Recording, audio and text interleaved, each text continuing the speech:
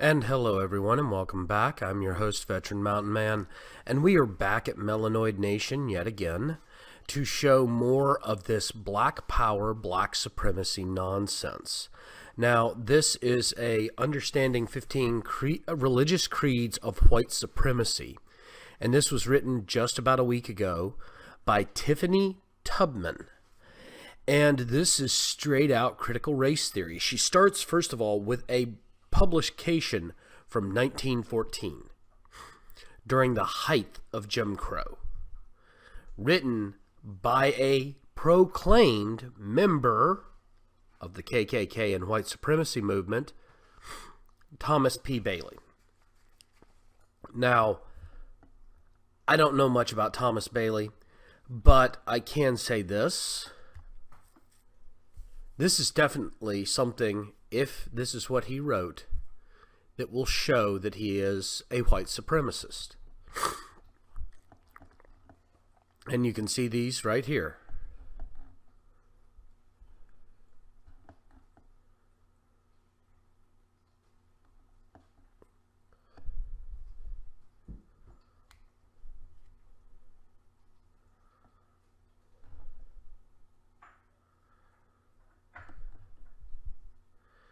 Well, now, Miss Tubman goes on to state these things have to be done in order to stop white supremacy. And the first thing she's talking about is that, genetics will determine survival. Well, genetics continue to, and they will continue to no matter what. But your second one comes right into nobody can be dominant, nobody can be minority, and nothing will be fixed until reparations. Third one is a system of justice will remove any inferiority or superiority. The non-white people will not remain inferior. We must fight for our rights, voice our opinion, and create our economy and not back down. Well, the economy is not just your group. The economy is everyone in the world. And supply and demand and maneuvering of monies happens whether you want to participate in voluntary transactions or not. Now, your fourth point is demand social and political equality through reparations. Reparations will not create equality. In fact, many of us are descendant of people who never owned slaves. A lot of us in the U.S. were never even slave owners to begin with. The number of slave owners, even in the United States when slavery was legal, was so small that many of those lines are extinct. Because many of those groups were very small families that owned large numbers. And in fact, it wasn't even that many. At the height of the Civil War, they estimate that there was 500,000 slaves in the United States. Less than a million. Less than a million. Now here's another one. Reclaim our human rights and speak significantly to black rights. Make sure old laws are destroyed and future laws demand and spell out black rights. Any other group needing rights will have to establish their own until the system of justice is created.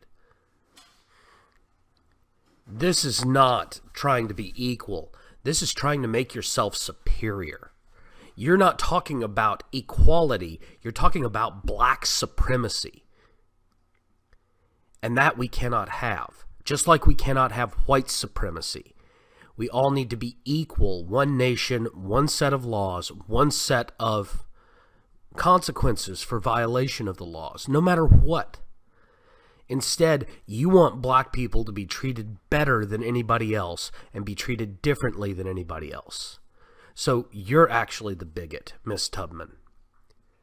I'm not even going to bother with the rest of these because they continue to degrade into insanity. But this right here is part of what we need to be fighting against, because this is the narrative of Black Lives Matter and black supremacy and the neo-Black Panther movement. And so help me expose this kind of insanity here and everywhere else so that we can stop this from spreading throughout the Western world. Because this is already fact in most of Africa. These kind of people and this kind of rhetoric has been causing problems in Africa for over 2 decades now. And here it comes to the United States. So let's stop it and let's stand up together and actually determine what our country will do to create a truly equal society. But equal has to mean everyone equal under the law. Nobody has any special treatment. Well, thank you all again for joining me. I know this series exposing some of this kind of stuff is not exactly what many people want to see, but I feel that this is an important set of commentary and exposés on public information. Also, you can see here, Ms. Tubman has her public contact information on here. I do not recommend you go harass her. In fact, I would say do not harass her. But I am going to make sure that she gets a chance to see this video so that she can respond. Please stand up for equality. And please, let's make this nation great. Thank you all again. Don't forget to upvote and follow me on VidMe, or you can catch me at the other social media. The links are down below. A link to this article so that you can read it in its entirety if you so wish will be down below as well. But from the screen grab here, you can see I actually showed you the article and showed you the points I wanted to make. And I hope that you can understand and help me bring exposure to this kind of senseless bigotry that's going on, that's being denied by many people simply because it's a minority using this bigotry to sell bad ideas.